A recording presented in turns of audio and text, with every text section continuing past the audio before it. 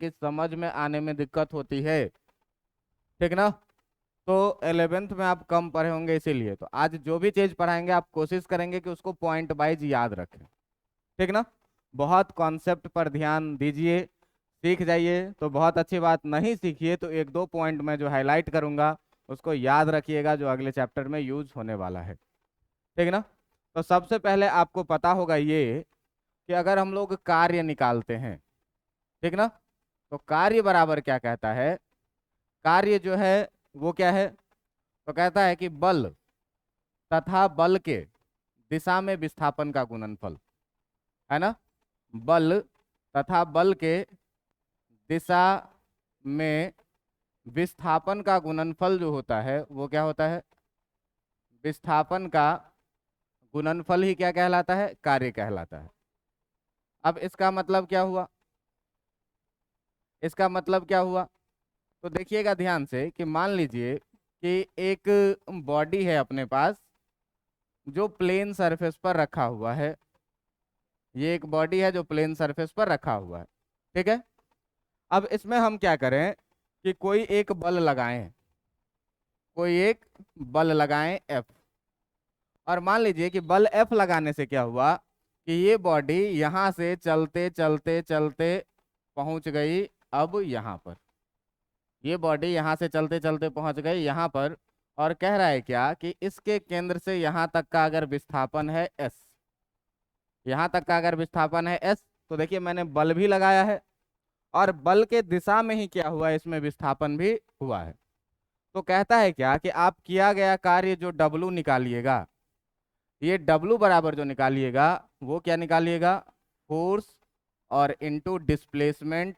ये डिस्प्लेसमेंट हमेशा आपको ध्यान में रखना है कि कब का होगा, जब विस्थापन बल के दिशा में ही हो। मतलब एक लाइन का ये बात कि अगर बल और विस्थापन दोनों एक ही दिशा में रहेगा तो बल और विस्थापन को गुना कर देंगे तो क्या निकल जाएगा, कार्य निकल जाएगा।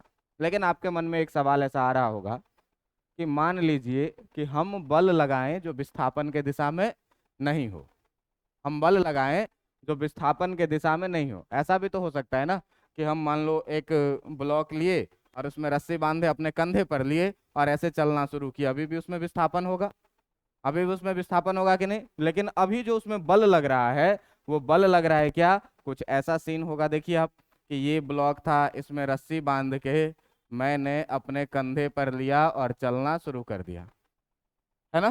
तो अभी देखिए कि इसमें बल लग रहा है इस दिशा में, लेकिन विस्थापन हो रहा है किस दिशा में, दोनों की दिशाएं क्या है, अलग अलग है। इस समय में आप बल और विस्थापन को गुना करके अगर लिखेंगे डब्लू बराबर एफ एस, तो ये कहानी क्या हो जाएगी, गलत हो जाएगी। आपको ध्यान रखना है हमेशा कि बल और विस्थापन क्या होना चाहिए, एक ही दिशा में होना चाहिए। एक ही दिशा में होगा तो बल और विस्थापन एक ही दिशा में होगा तो दोनों को गुना कर देंगे तो कार्य निकल जाएगा। लेकिन सर अगर ऐसा हो अभी भी बल लग रहा है और विस्थापन हो रहा है तो कार्य को कैसे निकाला जाए, तो तुमको याद होगा क्या कि यदि बल और विस्थापन अलग अलग दिशा में होते थे तो अलग अलग दिशा में होने का मतलब क्या, तो मान लो कि जो अपनी कहानी है वो कुछ ऐसी सतह है, एक ऐसी सतह है और इस सतह पर कोई एक वस्तु यहाँ पर रखी हुई है, इस सतह पर कोई एक वस्तु रखी हुई है और इस सतह पर हम लोग क्या कर रहे हैं, एक बल लगा रहे हैं एफ, जो क्षैतिज के समानांतर बल लग रही है, क्षैतिज दिशा में, ठीक है। अब देखिए कि इस बॉडी पर जब आप बल लगाएंगे तो ये बॉडी इस प्लेन पर कुछ इस तरह से विस्थापित होगा कि नहीं होगा, कुछ इस तरह से विस्थापित होकर के मान लीजिए कुछ समय के बाद यहाँ पहुंच गया, ये डिस्टेंस कितना, एस। तो अभी अगर ये एंगल आपको दे दिया है कि थीटा कोण पे लग रहा है, ठीक ना। यदि आपको कह दे क्या कि बल जो देखो कि तुम्हारा बल है कुछ ऐसा एफ और विस्थापन जो है वो यहाँ से कुछ ऐसा है एस, जो कितना कोण बना रही है, थीटा कोण। मतलब कि अब यदि आपका क्या हो कि यदि बल तथा विस्थापन के बीच का कोण, यदि बल तथा विस्थापन के बीच का कोण, यदि बल तथा विस्थापन के बीच का कोण, ठीक ना, बीच का कोण जो है वो कितना हो, थीटा हो, यदि बीच का कोण थीटा हो तब आप क्या करेंगे, हमको चाहिए क्या, बल और विस्थापन एक ही दिशा में कार्य निकालने के लिए। तो आप देखिए कि बल भी आपके पास क्या है, वेक्टर है, और विस्थापन भी आपके पास क्या है, वेक्टर है। और वेक्टर को आप घुमा फिरा सकते हैं। नियम मैंने क्या बताया है कि जिसके साथ थीटा लगा रहे उसके साथ कॉस थीटा लीजिए, और जिसके साथ थीटा नहीं लगा रहे उसके साथ क्या लीजिए, साइन थीटा लीजिए। तो भाई ये देखो कि अगर मान लो कि ये तुम्हारा बल इधर जाता है, ठीक ना, ये तुम्हारा बल है, और इस बल के दिशा को हम क्या करते हैं, एक्स एक्सिस हम मान लेते हैं। इस बल के दिशा को हम क्या करते हैं, एक्स एक्सिस मान लेते हैं कि ये जो बल है तुम्हारा वो एक्स एक्सिस के अलोंग है। मान लिए, एक सेकंड के लिए कुछ भी दिशा मान लो।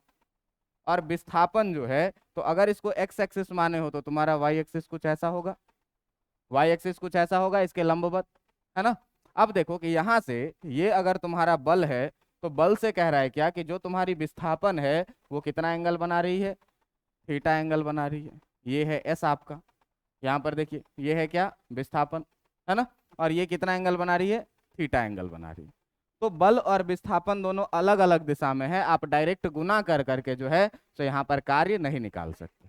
तो पहला काम क्या है कि किसी भी तरीके से बल और विस्थापन दोनों को एक ही दिशा में करना है। तो वेक्टर में घुमाइए, तो इस एस को पकड़ के जिसके साथ थीटा लगा के घुमाइएगा तो ये हो जाएगा कितना, एस कॉस थीटा। और जिसके साथ नहीं लगा है उसके साथ आप अगर घुमाइएगा तो ये कितना हो जाएगा, एस साइन थीटा। अब देखो कि कहता है क्या कि वर्क डन जो होता है वो क्या होता है, फोर्स इनटू कैसा, डिस्प्लेसमेंट। तो जो डिस्प्लेसमेंट क्या हो, in the direction of force, बल के दिशा में जो विस्थापन हो।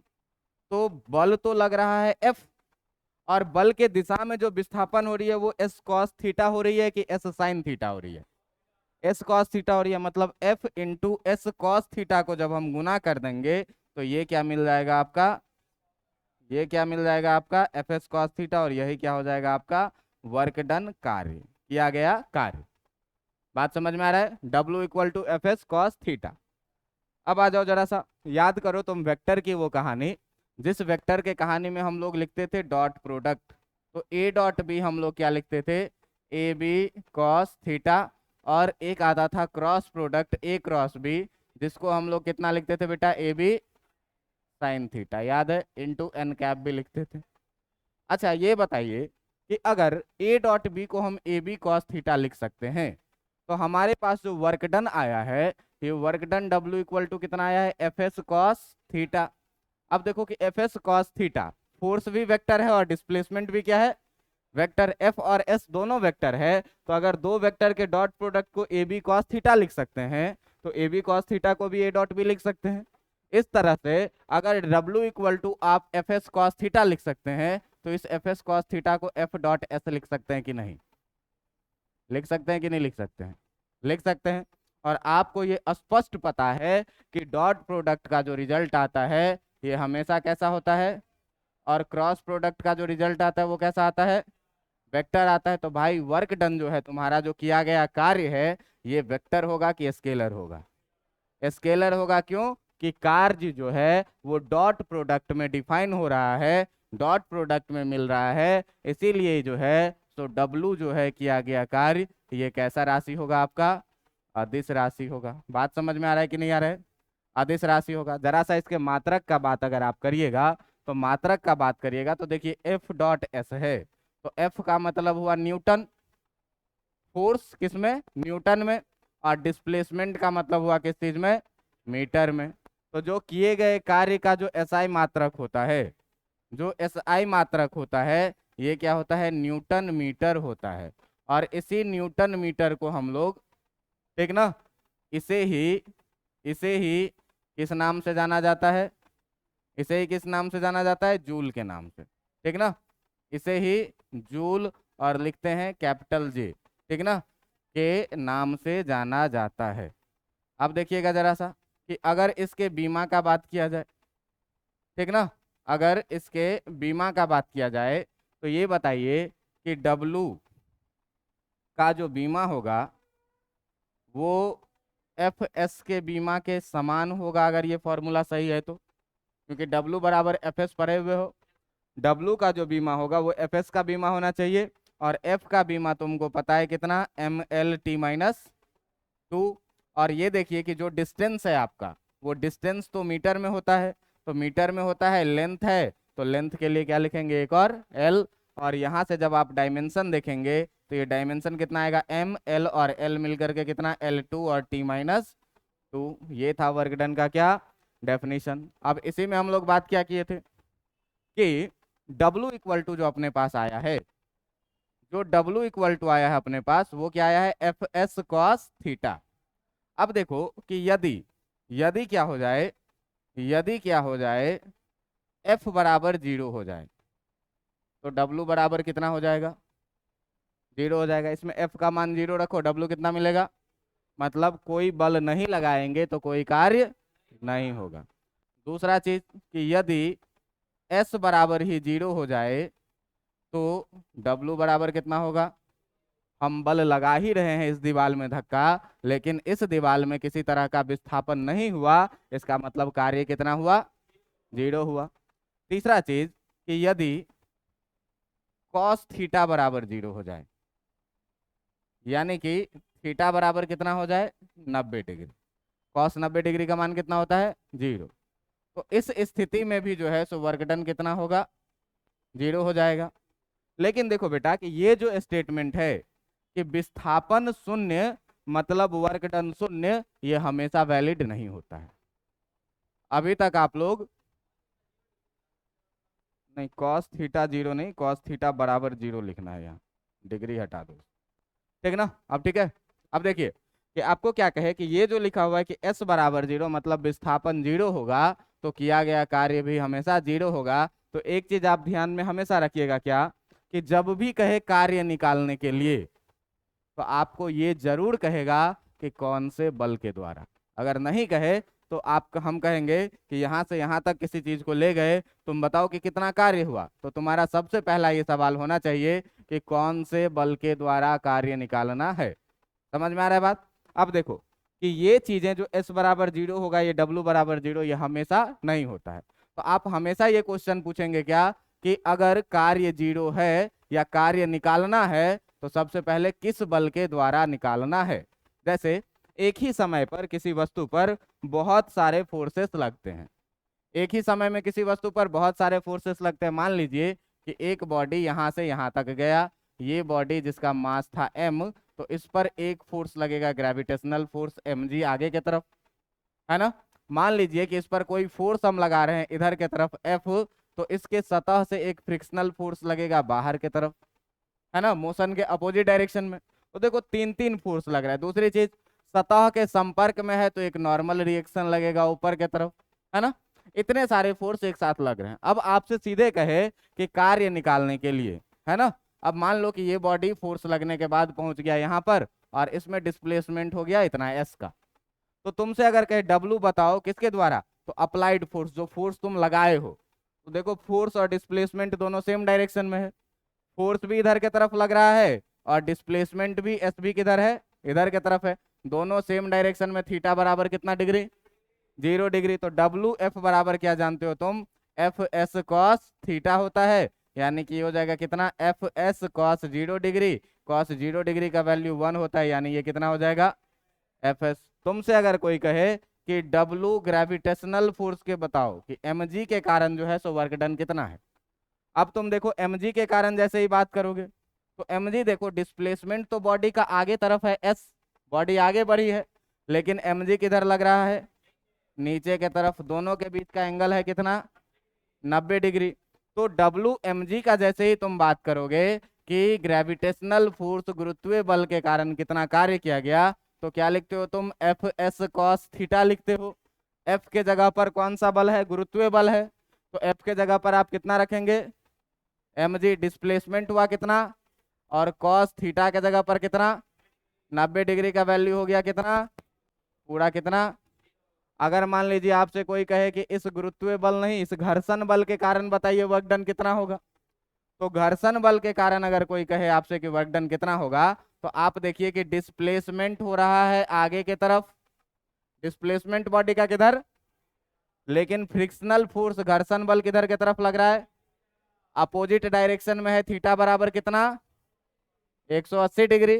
तो जब अपोजिट डायरेक्शन में भाई थीटा 180 डिग्री, तो डब्ल्यू एफ बराबर तुम क्या लिखते हो, F S cos theta. Force के जगह पर है फ्रिक्शनल फोर्स, डिस्प्लेसमेंट एस, और कॉस कितना 180 डिग्री, कॉस 180 डिग्री का वैल्यू होता है -1, ये कितना हो जाएगा।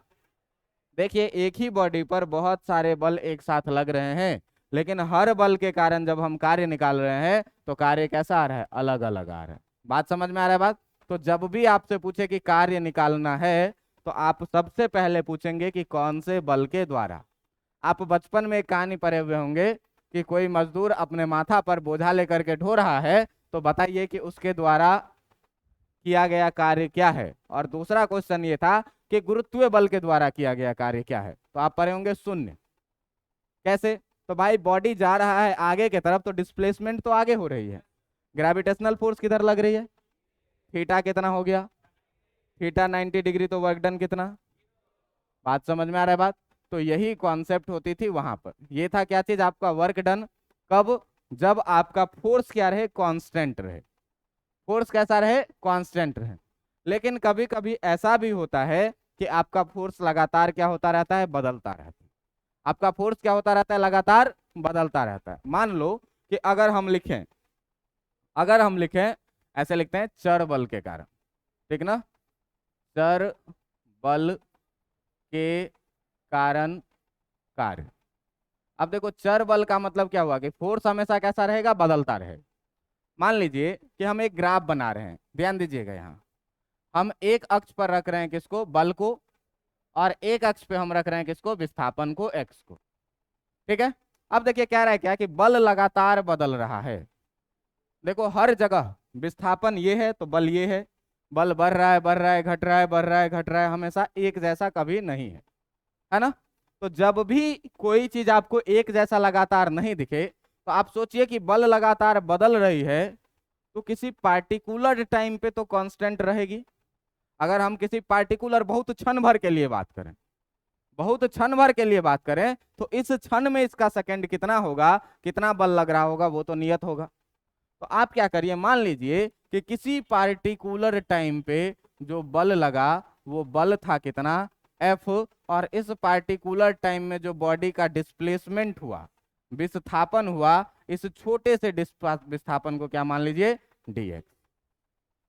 समझ में आ रहा है बात। बल लगातार बदल रही है, लेकिन तुम लगातार तुम काउंट कर रहे हो, कुछ भी बोल रहे हो, 1 2 3 4 5 7 8 9 10, हम कहेंगे स्टॉप, तो 10 पे तो स्टॉप हुए हो। उस समय में 10 तो कांस्टेंट है, तो समय बढ़ रही है, बल लगातार बदल रहा है। लेकिन अगर किसी इंस्टेंट पे हम लोग बात करें, किसी पार्टिकुलर टाइम पे बात करें, किसी विशेष टाइम पे बात करें, तो वहां पर बल नियत रहेगा कि नहीं रहेगा, रहेगा। तो बल नियत रहेगा भाई, तो ये देखो कि बल अपना लग रहा है इधर के तरफ, और विस्थापन भी इसके सेम डायरेक्शन में है ना। विस्थापन भी इसके सेम डायरेक्शन में, या मान लीजिए किसी भी डायरेक्शन में, दोनों के बीच का एंगल कुछ भी थीटा रह सकता है, हमेशा बदल रहा है, तो थीटा भी हो सकता है बदल रहा हो, डायरेक्शन भी बदल रहा है ना। मान लीजिए कि किसी इंस्टेंट पे इस दोनों के बीच जो है वो थीटा बल लग रहा है, तो आप बताइए कि छोटा सा अगर विस्थापन होगा तो किया गया कार्य भी क्या होगा, बहुत छोटा होगा। तो इस किए गए बहुत छोटे कार्य को अगर आप डी डब्ल्यू बोल दीजिए, तो डी डब्ल्यू इक्वल टू उस समय में लग रहा बल डॉट उस समय में जो विस्थापन है वो होगा कि नहीं होगा।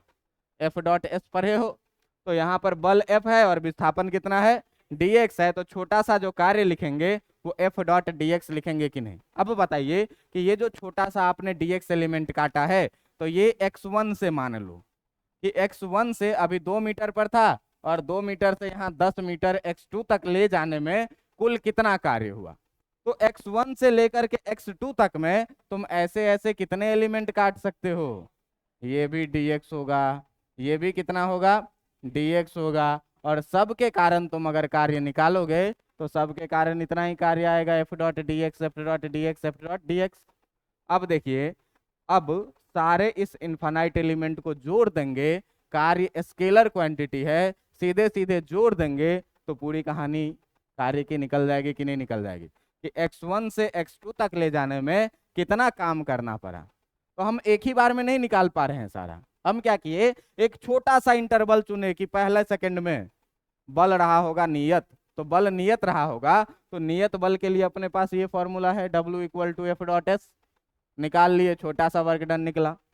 अगले सेकंड में भी देखे कि बल नियत है एफ डॉट डी एस, अगले में भी F dot D S, F dot D S, F dot D S, कितना इनफाइनाइट।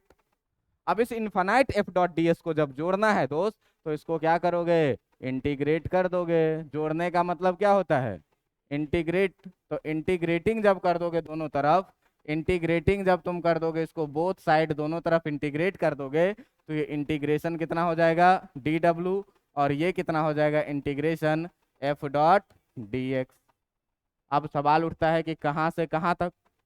तो जिस समय में बॉडी x1 पर था, इस समय में काम कितना हुआ था, 0, यहीं पे पड़ा हुआ था, मैंने कुछ नहीं किया है अभी तक। लेकिन जब इसको x1 से बढ़ाते बढ़ाते बढ़ाते यहाँ तक ले गए, तो इसमें हमको काम करना पड़ा है। और काम करना पड़ा है तो मान लीजिए यहाँ तक आते आते जो काम करना पड़ा वो कितना, 0। अब यहाँ पर लिमिट लगाने की बात आती है। तो लिमिट में मैं तुमको बोला हूँ क्या कि इंटीग्रेशन में अगर dx रहे, डी के साथ जो टर्म रहे वो होता है वेरिएबल, और हमेशा वेरिएबल के टर्म में ही लिमिट लगाया जाता है। मतलब ये x है तो यहाँ x कहाँ से कहाँ तक गया वो लिमिट लगेगा। अगर कहीं पर इंटीग्रेशन dy है तो y कहाँ से कहाँ तक गया ये लिमिट लगेगा। अगर कहीं पर dt है तो t कहाँ से कहाँ तक गया वो लिमिट लगेगा। तो यहाँ पर देखो बेटा इंटीग्रेशन dw है, तो वर्क डन शुरू में मैंने कुछ नहीं किया था, 0 किया था, और 0 से मैं धीरे धीरे काम करते गया करते गया करते गया करते गया, कितना काम किया, तो W कहाँ से कहाँ तक गया है, 0 से लेकर के। अब यहाँ देखिए D के साथ W है, मतलब वर्क डन क्या है, वेरिएबल है। अब वर्क डन वेरिएबल है तो इसमें लिमिट लगाएंगे कहाँ से कहाँ तक, 0 से लेकर के W तक। यहाँ x है वेरिएबल, है ना, यहाँ पर x है वेरिएबल, तो हम x में कहाँ से गए, x1 से लेकर के x2 तक। तो यहाँ पर लिमिट कितना लगाएंगे, x1 से लेकर के x2 तक। और dw का इंटीग्रेशन तुमको याद होगा कि dx का इंटीग्रेशन जो होता है वो x होता है। तो dw का इंटीग्रेशन कितना हो जाएगा, कहाँ से कहाँ तक, 0 से लेकर के, इक्वल टू इंटीग्रेशन x1 से लेकर के x2 तक f डॉट dx। यही जो है, अब देखो यहाँ पर पहले अपर लिमिट पुट करोगे, तो ऊपर वाला लिमिट जब पुट करेंगे तो w के जगह w पुट करेंगे, w ही रह जाएगा, माइनस लोअर लिमिट पुट करेंगे w के जगह 0, और बराबर क्या आ जाएगा, इंटीग्रेशन x1 से लेकर के x2 तक f डॉट कितना dx, और w माइनस 0 w हो जाएगा, और w बराबर क्या आएगा, इंटीग्रेशन x1 से लेकर के x2 तक f डॉट कितना dx। यही चीज आपको याद रखना है जो आपको कल काम आएगा। लगातार बल बदल रही है। अब देखो कैसे बल बदल रही है, तो अगर 10वीं में पढ़े हुए होगे और विभव का परिभाषा तुमको याद होगा, तो कहता है क्या कि किसी भी विद्युत क्षेत्र में, किसी भी विद्युत क्षेत्र में, तो मान लीजिए कि कोई विद्युत क्षेत्र किसी बड़े वाले चार्ज प्लस क्यू के कारण विद्युत क्षेत्र है। विद्युत क्षेत्र कैसा होगा, यहाँ से बाहर की तरफ ऐसा विद्युत क्षेत्र बनेगा। कहता है कि विद्युत क्षेत्र में अनंत से किसी इकाई आवेश को यहाँ से लाने में, किसी बिंदु तक लाने में कोई इकाई आवेश है +1 कूलम का आवेश है, और इस आवेश को यहाँ से यहाँ तक लाने में जो काम किया जाएगा उसी काम को आप क्या कहते हैं, विभव कहते हैं। सुने हुए हैं, पढ़े हुए हैं, ये 10वीं क्लास में पढ़े हुए होइएगा। तो काम करना है, लेकिन देखो कि काम कैसा करना है, तो धन आवेश ये भी है, धन आवेश ये भी है। इस पर ये क्या करेगा, बल लगाएगा, इसको धकेलेगा, कहेगा कि तुम भागो हमसे दूर। लेकिन हम क्या करेंगे, इसको पकड़ेंगे और कहेंगे हम तुम्हारे साथ हैं, चलो हम तुमको मंजिल तक पहुंचाते हैं। तो इसको यहाँ से यहाँ तक पहुंचाने में हमको काम करना पड़ेगा कि नहीं करना पड़ेगा, और यही काम जो होता है वो क्या होता है, विभव होता है। अब तुम देखो कि बल अगर मान लो कि यहाँ से यहाँ तक की दूरी मान लो है r, यहाँ से यहाँ तक की दूरी है r, तो अगर यहाँ पर तुम बल लिखोगे F बराबर, तो K Q1 Q2 जो 1 माइक्रो कूलम है, और बाई कितना r² लिखोगे कि नहीं। ना हम जिसको ले जा रहे हैं वो बदल रहा है, और ना जो पहले से यहाँ रखा हुआ है खान ये बदल रहा है। हम यहाँ से जैसे ही इसको पकड़ के आगे चलना शुरू होंगे, धीरे धीरे r का वैल्यू बदलेगा कि नहीं बदलेगा, r का वैल्यू बदलेगा तो f बदलेगा कि नहीं बदलेगा। तो आप बताइए कि हर बिंदु पर बल कांस्टेंट रहेगा कि वैरी करेगा, वैरी करेगा। तो वैरी करेगा मतलब work done by variable force काम आएगा हमारे, कांस्टेंट फोर्स से काम, इसी चीज को पढ़ाना है। तो ये हुआ work done by variable force. अब देखो कि अब इसके बाद जो चीज आता है जिसको हम लोग बोलेंगे क्या, संरक्षी बल और असंरक्षी बल, ठीक है ना। दो तरह के बल होते हैं, एक को बोलते हैं आप क्या, कंजर्वेटिव फोर्स। कंजर्वेटिव फोर्स का मतलब क्या होता है, कंजर्वेटिव फोर्स का मतलब होता है, इसको आप बोलते हैं संरक्षी बल। अब ये संरक्षी बल क्या कहता है, कहता है कि यदि किया गया कार्य, कहता है क्या, कि यदि किया गया कार्य रास्ते पर कोई असर नहीं पड़े, रास्ते से कोई असर किए गए कार्य पर नहीं पड़े, तो उस बल को हम लोग क्या कहेंगे, संरक्षी बल। जैसे मान लो कि ये एक पॉइंट है ए और ये एक पॉइंट है बी, यहाँ ए से बी तक जाने का बहुत सारा रास्ता है। मान लीजिए ये पहला वाला रास्ता है, ये दूसरा वाला रास्ता है, और एक तीसरा वाला रास्ता है जो बहुत ज्यादा घूम फिर करके, ये पहला रास्ता, ये दूसरा रास्ता, ये तीसरा रास्ता। तुम बताओ कि किस रास्ते पर हम जाएंगे तो हमको सबसे अधिक काम करना पड़ेगा ए से बी तक जाने में, तीसरा वाला रास्ता से। लेकिन आप गलत हैं, क्यों, कि आपको मैं बोला हूं कि जब भी बोलूं कि काम, तो आप पूछिएगा कौन सा बल, ठीक ना, आप पूछिएगा क्या, कौन सा बल। आपने नहीं पूछा, आप सीधे देखे कि तीसरा वाला सबसे लंबा है, हमको चल के ही जाना है ना, तो क्या होगा कि काम तीसरे वाले से सबसे ज्यादा होगा, बोल दिए। लेकिन आप कहीं ना कहीं गलत हैं। अब ये अगर संरक्षी बल रहेगा, अगर ये बल कैसा रहे, संरक्षी बल, तो कहता है पहले रास्ते से जाओ, दूसरे रास्ते से जाओ, तीसरे रास्ते से जाओ, कोई फर्क नहीं पड़ता, तीनों में तुमको काम क्या करना पड़ेगा, बराबर, W1 जितना उतना ही W2 और उतना ही कितना, W3। मतलब संरक्षी बल के द्वारा जो किया गया कार्य होता है, इसके द्वारा जो किया गया कार्य होता है वह रास्ते पर निर्भर नहीं करता, ठीक ना, रास्ते पर यह निर्भर नहीं करता है। अभी मैं दिखाता हूं, रास्ते पर निर्भर नहीं करता है, मतलब कि ए से अगर बी तक जाना है, मान लो तुमको भाड़ा करना है कोई सा गाड़ी, कहना क्या भाई मेरे घर से मेरे ससुराल तक जाना है, तो वो भाड़ा तय करेगा, तय करेगा, मान लो तय किया 1000 रुपया, 1000 रुपया तय किया। अब वो किस रास्ते से ले जाए, मान लो वो हमको यहाँ से ले जाए लंदन, अमेरिका, पेरिस घुमा करके तब मेरे ससुराल लेके आए, पैसा हम उसको 5000 दे देंगे क्या, एक ही 1000 देंगे। किसी भी रास्ते से जाओ, हमको क्या मतलब है, हमको बस पहुंचने से मतलब है, पैसा उतना ही देंगे। तो अगर संरक्षी बल है तो मतलब वहां पर क्या है कि मैंने पैसा पहले ही क्या किया है, संरक्षित कर लिया है, कंजर्व कर लिया है, कि भाई 1000 रुपया जेन्यून भाड़ा है, 1000 रुपया में तुमको यहाँ से यहाँ तक लेकर के जाना है, तुम कैसे ले जाओ इससे हमको मतलब नहीं है, पहले रास्ते से जाओ, दूसरे रास्ते से जाओ, तीसरे रास्ते से। तो संरक्षी बल भी यही कहता है कि अगर हम संरक्षी बल हैं तो हम किसी भी रास्ते से जाएंगे भाई काम बराबर करेंगे, हम किसी भी रास्ते से जाएंगे तो काम क्या करेंगे, बराबर करेंगे। अब आप देखिए कि रास्ते पर निर्भर नहीं करता है तो किस चीज पर निर्भर करता है, ये निर्भर करता है केवल प्रारंभिक बिंदु, केवल प्रारंभिक बिंदु तथा अंतिम बिंदु पर निर्भर करता है, कि फाइनल पॉइंट कहाँ है और इनिशियल पॉइंट कहाँ है, इस बात पर ये क्या करेगा, निर्भर करेगा, केवल प्रारंभिक बिंदु एवं अंतिम बिंदु पर निर्भर करता है। प्रारंभिक बिंदु ए है और अंतिम बिंदु क्या है, बी है, तो ए से बी तक हमको किसी भी रास्ते से ले जाओ, हमको कोई फर्क नहीं पड़ेगा, लेकिन दोनों बिंदु पर निर्भर करेगा कि ए से बी तक जाने में हमेशा काम क्या करना पड़ेगा, बराबर। अब देखो कि संरक्षी का मतलब क्या होता है, तो संरक्षी बल के नाम पर इस दुनिया में कुछ ही बल ऐसे हैं जो संरक्षी हैं। संरक्षण का मतलब क्या होता है, कंजर्व रहना, अपने प्रॉपर्टी को लंबे समय तक अस्तित्व में रखना, नेचर लगातार बदलना नहीं, है ना। एक आदमी होता है लफुआ टाइप का, तुरंत तुम्हारे जैसा, तुरंत उसके जैसा, तुरंत किसी और के जैसा होता है ना, तो उसको आप क्या कहते हैं कि ये कंजर्व आदमी नहीं, ये खुल के बोल देता है, किसी के सामने कुछ भी बोल देता है। और एक आदमी है जो बहुत गंभीर है, सबके सामने में नहीं बोल पाता है, सबसे सब बात नहीं करता है, तो उसको आप क्या कहते हैं, कंजर्व है, मतलब इसका नेचर क्या है, कांस्टेंट नेचर है। तो अगर किसी फोर्स का नेचर कांस्टेंट हो जाता है या कांस्टेंट होने तक रहता है तो उसी फोर्स को हम लोग क्या कहेंगे, कंजर्वेटिव फोर्स कहेंगे, संरक्षी बल कहेंगे। जैसे गुरुत्वीय बल, देखिए दुनिया कुछ भी हो जाए, गुरुत्वीय बल हमेशा पृथ्वी के केंद्र की तरफ ही लगेगा, उसका नेचर बदल सकता है क्या, नहीं बदलेगा। तो इस उदाहरण में जो पहला उदाहरण आता है वो किसका, गुरुत्वीय बल का, कैसा, गुरुत्वीय बल।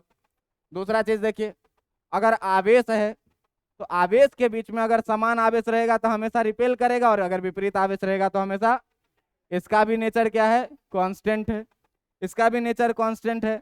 तो दूसरा जो है आपका वो कैसा बल है इसमें, विद्युतीय बल। विद्युतीय बल भी कैसा बल है, संरक्षी बल। तीसरा है क्या, चुंबकीय बल, ठीक ना, तीसरा क्या है, चुंबकीय बल। चौथा है स्प्रिंग के द्वारा लगाया गया बल। ये जो सारे हैं, ठीक ना, स्प्रिंग के द्वारा लगाया गया बल, स्प्रिंग बल, ये सारे बल जो हैं, कुछ बल ये कैसे हैं, चुंबकीय बल, और ये विद्युतीय बल, और ये गुरुत्वीय बल, और ये स्प्रिंग बल, ये कैसे बल है, संरक्षी बल है। इनका नेचर कांस्टेंट है। स्प्रिंग को भी पता है कि हम खींचेंगे तो वो उधर खींचेगा, हम धकेलेंगे तो वो बाहर खींचेगा, यही है। ये नहीं कहेगा कि तुम उस साइड चल जाओ, ऐसे नहीं फेंक देगा, है ना। तो ये सब बल क्या है, संरक्षी बल है। अब आप कहे सर कि संरक्षी बल के द्वारा किया गया कार्य जो है वो रास्ते पर निर्भर नहीं करता है, जरा सा एक एग्जाम्पल दिखा देते तो मजा आ जाता, है ना, मजा आ जाता। अब देखो भाई कि हम एक एग्जाम्पल दिखाते हैं। मान ले कि ये है एक जगह ए, ठीक ना, यहां से एक जगह जाती है बी को, और यहां से एक जगह जाती है रास्ते सी को। ए और बी और सी के बीच का एंगल 90 डिग्री का है, और एक रास्ता डायरेक्ट है जो ए से लेकर के सी तक जाती है। ये कहानी है, ठीक है। आपको कह रहा है कि एक कण यहां से सी तक पहुंचा है, एक कण यहां से लेकर के कहां तक पहुंचा है, सी तक। इस कण के बारे में कह रहा है क्या, कि इसका द्रव्यमान है कितना, m। तो m है, तो बताइए कि ये पहला रास्ता है। एक तो हमको ए से सी तक जाना है तो डायरेक्ट ए से सी चले जाएंगे। दूसरा हम थोड़े घमक्कर किस्म के हैं, तो ये दूसरा रास्ता, ए से पहले बी जाएंगे, फिर बी से कहाँ जाएंगे, सी। अब इस दोनों में बताओ कि किसके द्वारा काम ज्यादा करना पड़ेगा, पहले रास्ते के दूसरे रास्ते। फिर गधा, फिर अदा कह रहा है कि दूसरे रास्ते। अब तुमको पूछना है कि कौन से बल के कारण, तो हमको उदाहरण लेना है किसका, संरक्षी बल का। तो संरक्षी बल में सबसे पहला बल कौन सा पढ़े आप, गुरुत्वीय बल। तो गुरुत्वीय बल भाई बताओ कि इस पर हमेशा नीचे की तरफ mg लगेगा कि नहीं लगेगा, लगेगा। अब देखो कि अगर तुमको निकालना है वर्क डन डायरेक्ट, पहला ए से डायरेक्ट सी तक ले जाना है, ए से डायरेक्ट कहां तक ले जाना है, सी तक। देखिए विस्थापन जो है आपका, विस्थापन एस है कुछ ऐसा, ये एंगल मान लीजिए है कितना, थीटा। और यहां से जो आपका गुरुत्वीय बल लग रहा है mg, ये लग रहा है कुछ ऐसा, है ना। अब देखिए कि अगर आप यहां पर बात करेंगे किस चीज का, बल निकालने का, कार्य निकालने का, ठीक ना। तो कार्य निकालने के लिए आप देखिए कि ये जो एस है, ये यहां से कितना एंगल बना रहा है, थीटा, थीटा बना रहा है। तो इस एस को जब तुम घुमाओगे तो एक इधर के तरफ आएगा एस कॉस थीटा, जिसके साथ थीटा लगा हुआ है, और एक इसके अपोजिट डायरेक्शन में जाएगा किससे, एस साइन थीटा से। इतना बात समझ में आ रहा है कि नहीं, है, M G S cos theta और एस साइन थीटा। ये बात बताइए आप कि ये जो है एस कॉस थीटा, ये तो इस बल के लंबवत हो गया, थीटा बराबर 90 डिग्री। तो एस कॉस थीटा के कारण कोई काम होगा क्या, नहीं होगा कोई काम। लेकिन आप ये बताइए कि एस साइन थीटा इसके लंबवत नहीं है, इसके कारण कोई कार्य होगा क्या, होगा। कितना होगा, नेगेटिव वर्क डन होगा। तो नेगेटिव वर्क डन होगा, तो ये देखिए कि अगर मान लीजिए कि इसका हाइट, हम लोग इस कहानी को छोड़ते हैं, अगर मान लेते हैं कि बी से सी तक का जो हाइट है, ये हाइट है कितना आपका h, बी से सी तक का हाइट है कितना h। अब देखिए कि अगर यहाँ से यहाँ तक का आपका हाइट है h, तो बल लगा, विस्थापन हुआ, कार्य हुआ।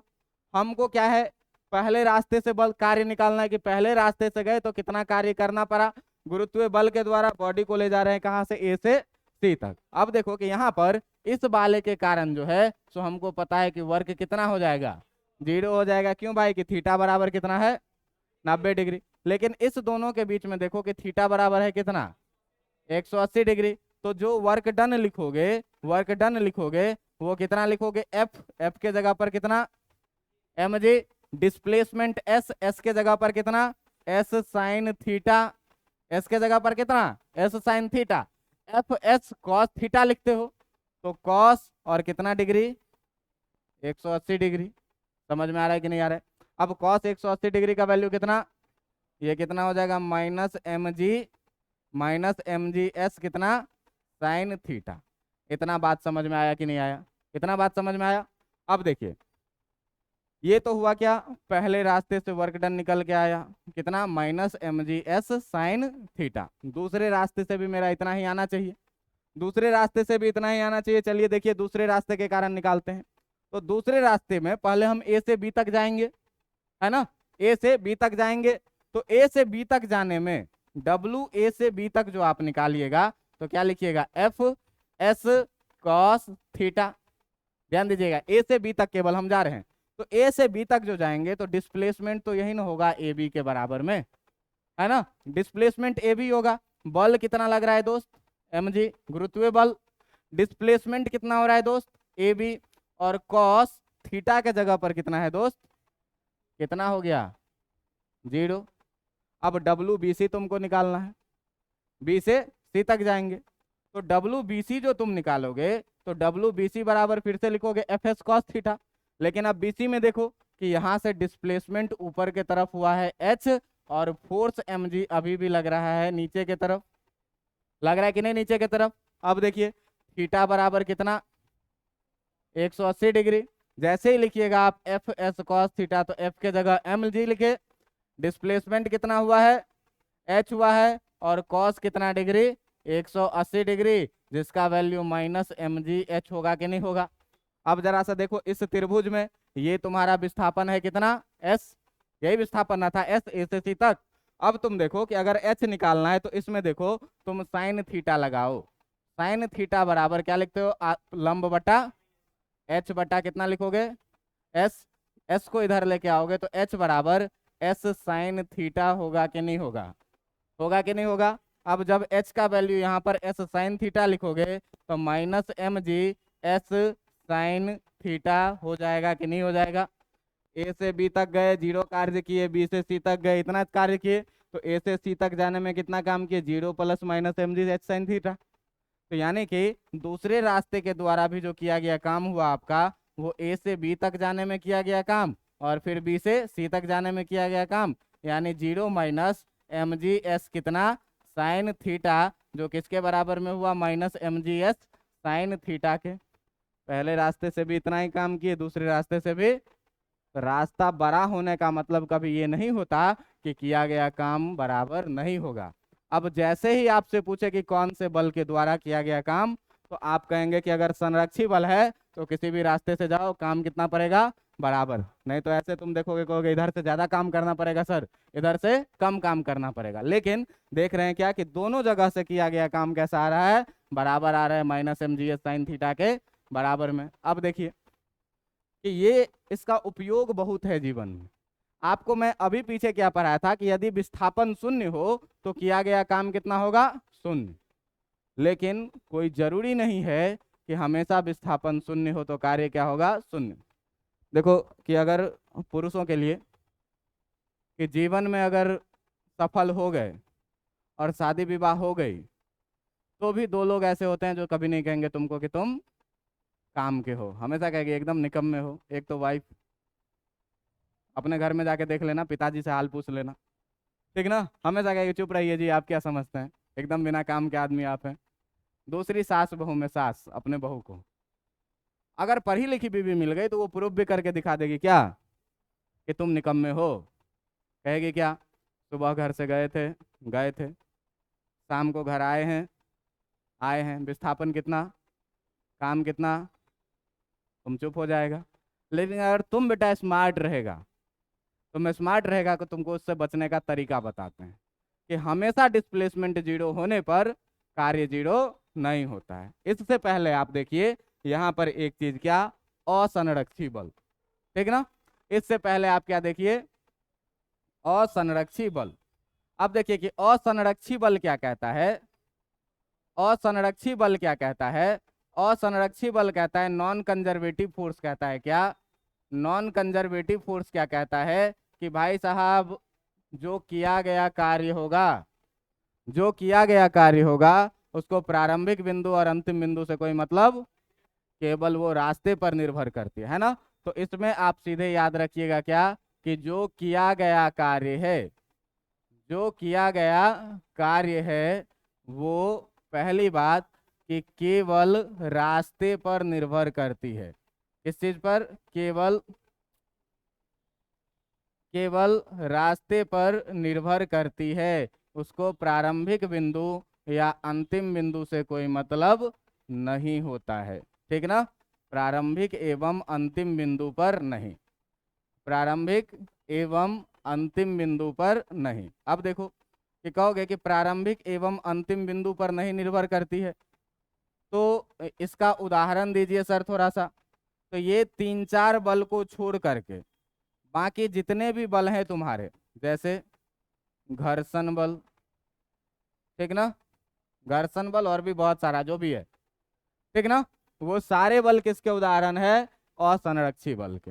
अब तुम देखोगे कि असंरक्षी बल में किया गया कार्य प्रारंभिक और अंतिम बिंदु पर निर्भर नहीं करता है, केवल जो है ये किस चीज पर डिपेंड करता है? रास्ते पर, कि हम किस रास्ते से गए हैं। मान लीजिए कि एक रास्ता है यहां से यहां, ये बॉडी है पहला, और इस पर मैंने क्या किया, सुनिए, इस पर मैंने क्या किया, फोर्स लगाया, और फोर्स लगा करके इस बॉडी को डिस्प्लेसमेंट करके पहुंचा दिया यहाँ पर। इसका डिस्प्लेसमेंट हुआ F। तो अगर मैं तुमसे पूछूं कि बताओ कि किया गया कार्य कितना है, A से B तक में ले जाने में किया गया कार्य कितना है, तो तुम सबसे पहले क्या पूछोगे? किस बल के द्वारा? तो हम तुमसे कहेंगे क्या, कि घर्षण बल के द्वारा कार्य बताओ। अब तुम देखो कि घर्षण बल, हम बल इधर लगाएंगे तो घर्षण बल इसके अपोजिट डायरेक्शन में लगेगा कि नहीं लगेगा? ए से बी तक जब बॉडी को ले जाएंगे तो बॉडी का गति जिधर होता है, घर्षण बल उसके विपरीत दिशा में लगता है। अब देखिए भाई कि यहाँ पर विस्थापन हो रही है इधर, घर्षण बल लग रहा है इसके अपोजिट में, थीटा कितना? 180 डिग्री। तो अगर वर्क डन तुम लिखोगे ए से बी तक ले जाने में, ए से बी तक ले जाने में, तो देखो कि जो तुम्हारा काम आएगा वो कितना आएगा? एफ विस्थापन एस, और कॉस कितना डिग्री? 180 डिग्री, कितना हो जाएगा? Minus F S. अब हम तुमको क्या कहे कि बॉडी को बी से ए तक लेके आओ। बॉडी को कहां से कहां तक लेके आओ? तो बी से ए तक जब लेके आओगे तो बॉडी में विस्थापन होगा इधर के तरफ, और घर्षण बल गति के विपरीत दिशा में लगेगा इधर के तरफ। अभी भी थीटा कितना? तो अगर तुम WB2A लिखोगे तो ये भी लिखोगे कितना? एफ एस कॉस कितना डिग्री? 180 डिग्री।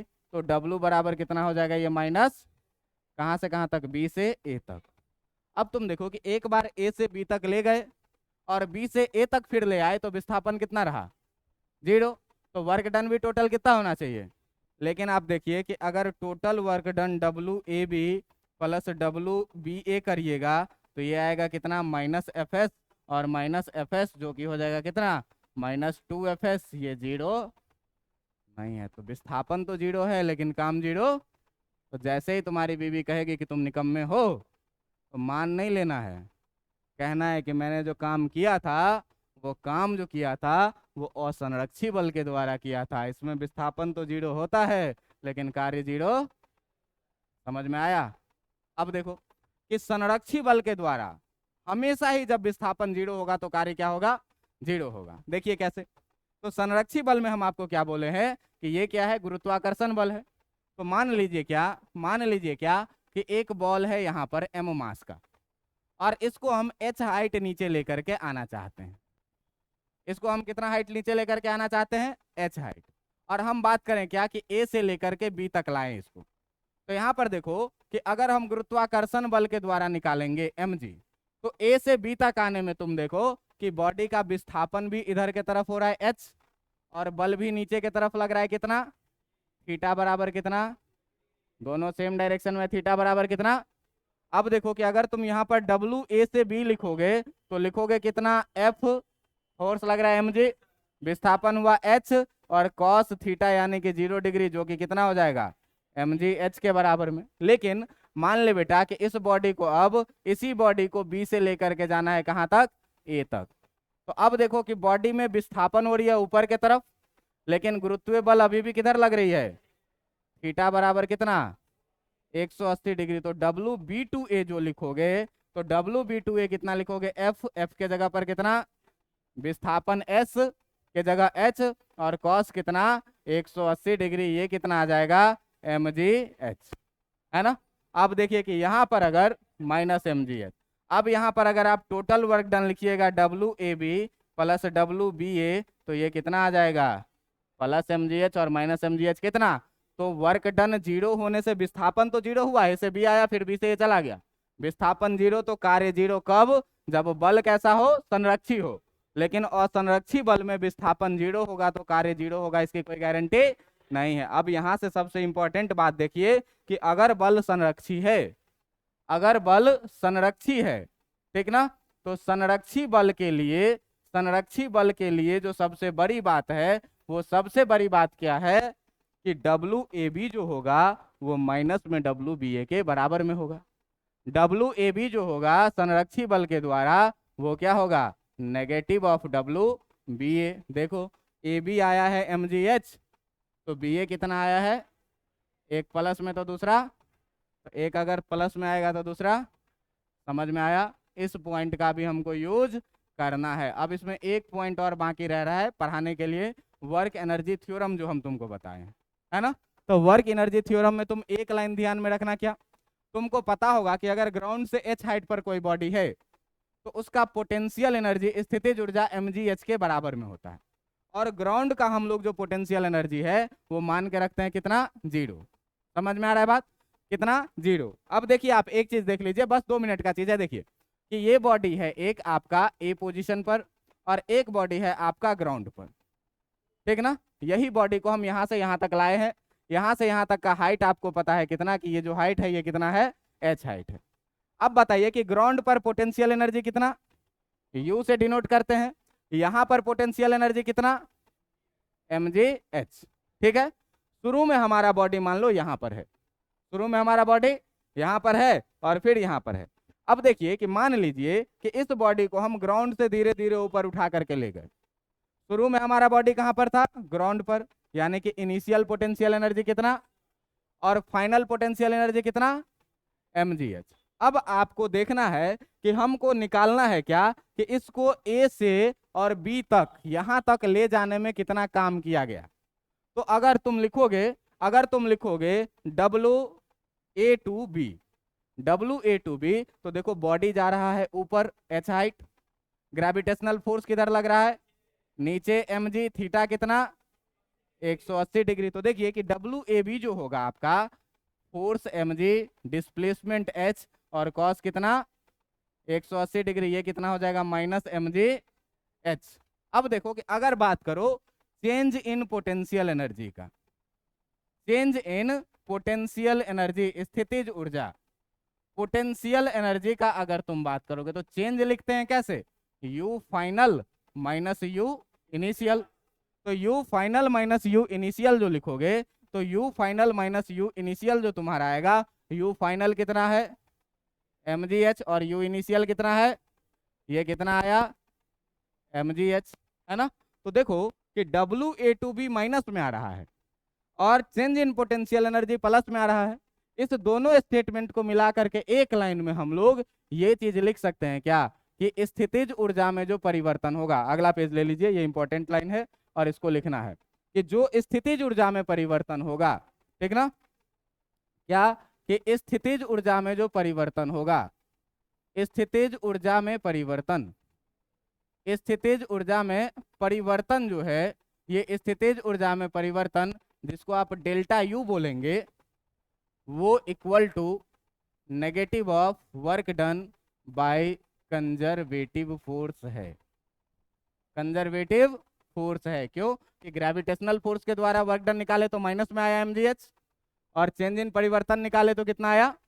इसका मतलब ये कि uf माइनस ui जो आएगा वो कितना आया तुम्हारा? mgh आया है ना। तो mgh क्या है? चेंज इन पोटेंशियल एनर्जी, और माइनस ऑफ माइनस mgh अगर तुम लिखोगे mgh को हो जाएगा कि नहीं? यही ना आया था। और ये माइनस mgh क्या आया था? wf minus wi equal to एक माइनस, और ये तो वही था ना WA2B, और WA2B क्या था? कंजर्वेटिव फोर्स के द्वारा किया गया काम, ग्रेविटेशनल फोर्स के द्वारा किया गया काम आपका। ये देखिए कि u final u initial mgh के बराबर में आया था, इसको हम 2 माइनस के साथ में लिख लिए, और एक माइनस mgh जो है, ये एक माइनस mgh क्या आया है आपका? WAB, और WAB क्या है? गुरुत्वीय बल के द्वारा किया गया कार्य। गुरुत्वीय बल कैसा बल है? संरक्षी बल है। तो संरक्षी बल है भाई, तो ये सीधा सीधा बोल सकते हैं क्या कि स्थितिज ऊर्जा में जो परिवर्तन होता है वो संरक्षी बल के द्वारा किए गए कार्य के ऋणात्मक मान के बराबर होता है। यहाँ पर ये कहानी आपकी समाप्त हो जाती है। और इतने कहानी के बाद हम लोग अगले दिन से शुरू करेंगे अपना चैप्टर, क्या, कौन सा, विद्युत विभव और धारिता संधारित्र, ये अगला जो चैप्टर है आपका, ठीक ना। चलिए, काफी आज के लिए।